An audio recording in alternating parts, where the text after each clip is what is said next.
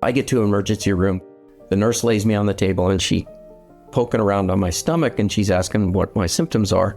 And I had pain in my abdomen and that made me scream. So they wheel me down the hall. They burst open the surgical doors.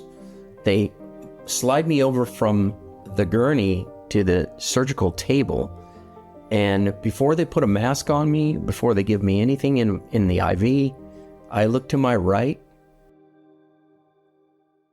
and Jesus walks through the door.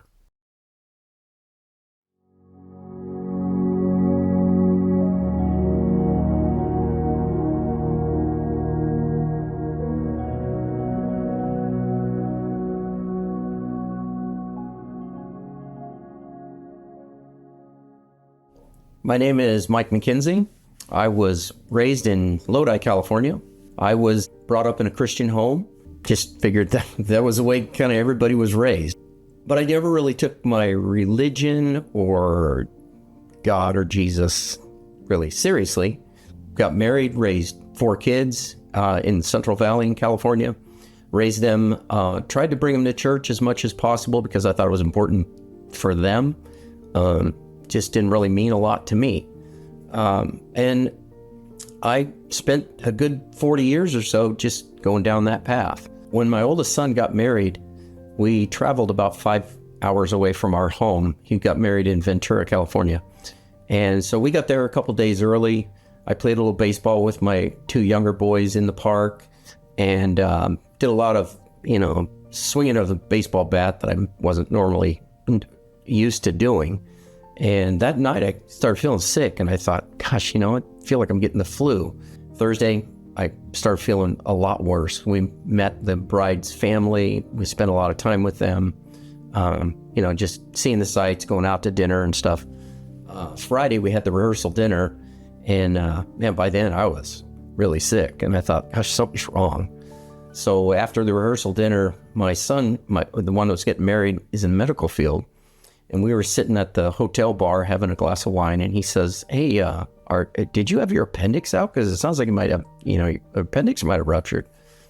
And I said, well, no, but it's not my appendix. I mean, I don't have that point tenderness, where you poke on your belly and it hurts. I just felt like I was getting the flu. But by then I was running a temperature. Later that night, I checked my temperature. It was 104. So I knew something was wrong. Friday night before the wedding, I didn't sleep at all. I mean, I was in so much pain, just thinking still that I just had the flu, not belly pain or anything, just thinking that I still was just getting the flu, but I was miserable. So we get through the wedding, the reception, all that. It went great. The wedding was beautiful. And I thought after the wedding was over, I got to go get checked out. So I told my son we're going to head out and go to the hospital. So I get to an emergency room. Of course, Saturday night, the hospital's packed. I had to wait about an hour and a half. When they finally got me back to triage, the nurse lays me on the table and she poking around on my stomach and she's asking what my symptoms are. She taps the bottom of my feet one at a time. One side, she taps the bottom of my foot and she says, does that hurt? And I said, no. And I'm thinking, what is she doing this for? And she taps the other foot. Can't remember if it was right or left, but she tapped the other foot and I had pain in my abdomen and that made me scream. And she says, okay, yeah, that's your appendix. I'm going to call in a surgeon. And she says, have you done any unusual physical activity in the last couple of days? And I thought, well, Wednesday, yeah, I was playing baseball and that's about the time I got sick. So I told her that. And she like his expression on her face changed. She looked at me, she goes, Wednesday? And she counts out, she goes, Thursday, Friday, Saturday, that's over 3 days ago. She says, if your appendix ruptured, you're in a little trouble here. We need to get this surgeon in here quick. So they draw blood and they do some other tests and surgeon comes in. Couldn't have been more than half an hour later. So they wheel me down the hall. I say goodbye to my wife. They burst open the surgical doors. They slide me over from the gurney to the surgical table. And before they put a mask on me, before they give me anything in the IV, I look to my right and Jesus walks through the door. And this is like the surgeon walking in to do surgery. I mean, but it was Jesus. He's wearing a white robe. He had dark hair, about shoulder length, a little past, a short beard. And his eyes were the most beautiful, dark green, blue, greenish blue eyes I've ever seen. And when his eyes looked into my eyes, he looked into my soul. And people have asked me before, how'd you know it was Jesus? I just knew. I mean, I immediately knew it was Jesus. And he walks up to me and he holds out his hand and he says, I want to answer your prayer. I ended up taking his hand. As soon as I touched his hand, we were standing on the top of a hill. And I remember looking down. I still was wearing a hospital gown, and I'm a physical person still too, just like he is. And I'm looking at the ground. I feel the grass below my feet, and it's like the most beautiful green, perfect grass that I've ever seen. And my senses were heightened to the point where I could count every single blade of grass touching my feet. I knew exactly the number of blades of grass. And I just thought, whoa, this is weird. You know, what's going on here? And everything in front of me was white, like the brightest white I've ever seen. It was blinding. And then all of a sudden, it's like somebody pulled the curtain of white from my right to my left, and it just went right in front of me like this. And all of a sudden, instead of that white, I'm looking at this beautiful scenery. I'm looking down at the grass, which gives way to these little flowers. They almost look like sweet peas, and they were all pastel colors, and they were kind of like swaying back and forth like they were in some wind, but there's no wind. So it was almost like they were dancing. At the bottom of that hill, there's this huge city. I mean, had to be a mile across. But now that white, that curtain of white that got pulled has now settled on top of this city. So all I can see is these rooftops sticking through. There's like a golden dome, a big golden dome, sort of in the middle. There's other golden domes around there. There's a lot of, they look like church steeples, like bright white buildings, like super bright white. And then there was other smaller golden domes around. And then on the other side of that city, there's this great big mountain, like off in the background. And the mountain is covered with these pine trees. And they don't have pine needles, but they have these like, almost like lacy little pine needles, like small, tiny pine needles. And I look kind of back towards my right, sort of where Jesus was. And now it appears like there's a shiny round object, and it's almost like pearlescent, or like a giant pearl. It starts sending out they look like fluorescent tubes, like fluorescent light tubes, but they're smooth on the end. They're pretty fat and they're a couple feet long, and they go zipping by me. And one of them actually hits me in the head. And as it hit me, it made this buzzing sound, and it went all the way through me, and it just warmed me like right down to my toes. And I'm thinking, man, this is so bizarre. Like, what is happening here? And I look, and now all of a sudden those light beams, at first they were kind of starting out slow as they kind of trickled past my head, and the one that went through me was going kind of slow. But now they start speeding up, and they're going across the valley now over the city. And one of them hits the tip of one of the trees, and it's like the tip had a diamond on it because it burst into these tiny white beams, light beams, and there was just hundreds of them. And the part like above the trees, there was a sky, and it almost looked like a sunset, but there was no sun, but it was like the most beautiful sunset I've ever seen. And it was like bright reds, oranges, and yellows. And above that was like it turned into blues, and there were some clouds. But now those things are bursting all in front of that beautiful sky. And it's like, wow, it was like fireworks going off. They were going off everywhere. It was just this giant, just big show. And I look back where they were coming from, and Jesus is still standing there, still holding his hand. And he says to me, "It's the glory of the Lord." And man, when he said that, I fell to my knees. I got full of emotion. I just, felt like I was going to start crying, and I was unable to stand. And I fell to my knees. And right when my knees hit the ground, they shocked me, and they brought me back.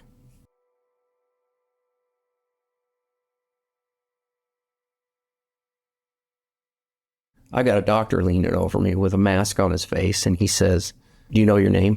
I answered him, but the weird part was I answered him in my mind, thinking that he knew what I was going to say. And then he asked me again, "Do you know your name?" And then I realized I didn't verbalize, so I tried to say my name. Of course, my mouth was really dry. Now I'm hot and sweaty again. And I said, "Mike." And he says, "Okay, good. Do you know where you are?" And so now I'm thinking, wow, I think I was just in heaven with Jesus, but where am I? Okay, wedding. Yeah, I remember the wedding. And then I put it all back together, and I told him Ventura. And he says, "Okay, good. He's back." And he turns around and he says that to some people in the room. And then when I realized there's like 5 or 6 other people, and they were all nurses dressed in blue scrubs. And he says to him, "Let's get him up to ICU." And I saw somebody putting the paddles back on the shock, the shock machine. And it scared me a little bit, but he said, let's get him up to ICU. So they wheeled me up to ICU. I spent 4 days in ICU, and I ended up spending 12 days in the hospital. When I got home, I had like 5 or 6 friends come over, and the guys would sit down with me on the couch, and they would ask me how I'm doing. They didn't recognize me because I lost like over 30 pounds in 12 days in the hospital. I mean, I was a rail. And they would bring me dinner and, things that your friends do. And so I would sit down and tell them that story. And, for the longest time, I would just bawl. I would cry when I would tell that story because it was so emotional.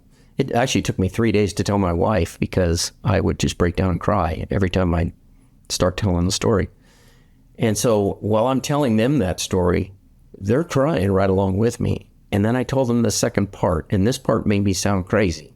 Jesus came back to my hospital room 24 hours later while I was battling pneumonia, and I thought, he's here to take me to heaven, and that's why he showed me heaven.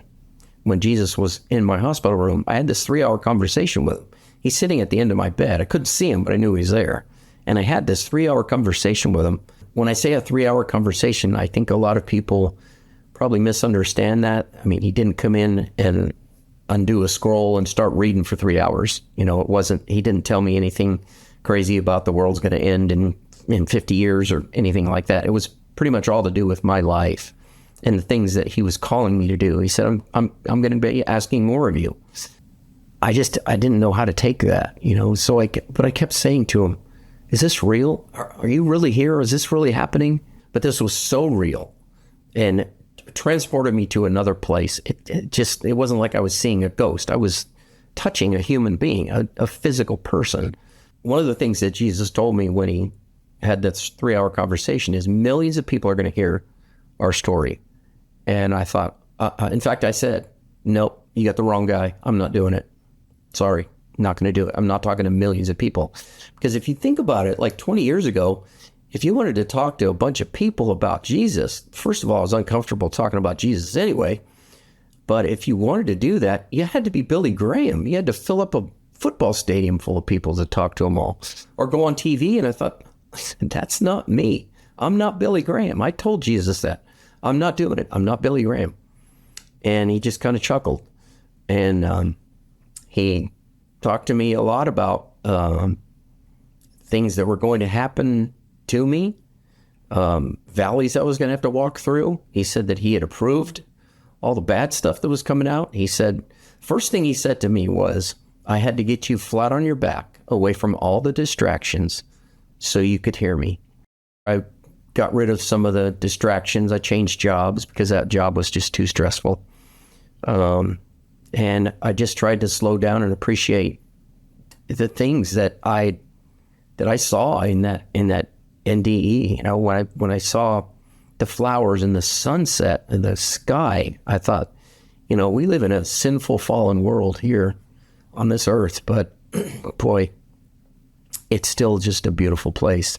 And the way creation all works together, it's really amazing. You think about the seasons and something that grows out of the ground that can make us healthy, and the bees, and it just all of it, just all the way it works together.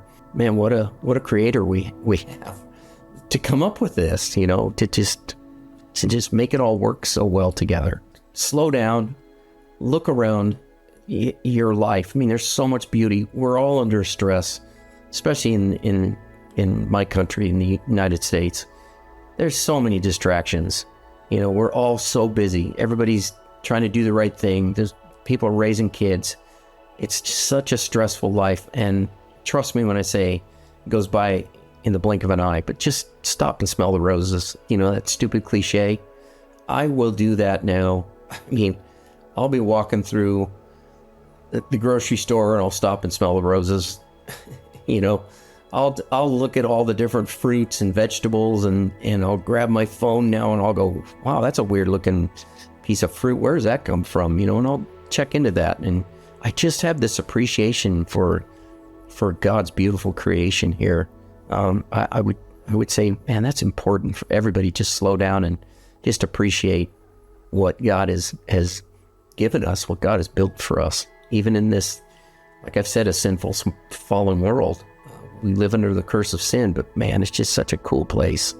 The creation is just amazing. So slow down a little bit, spread God's love, be more patient with your fellow man and your friends and your family, and get to know your neighbors. I'm here to tell people that Jesus is real. He reached his hand out to me. He's reaching out to you.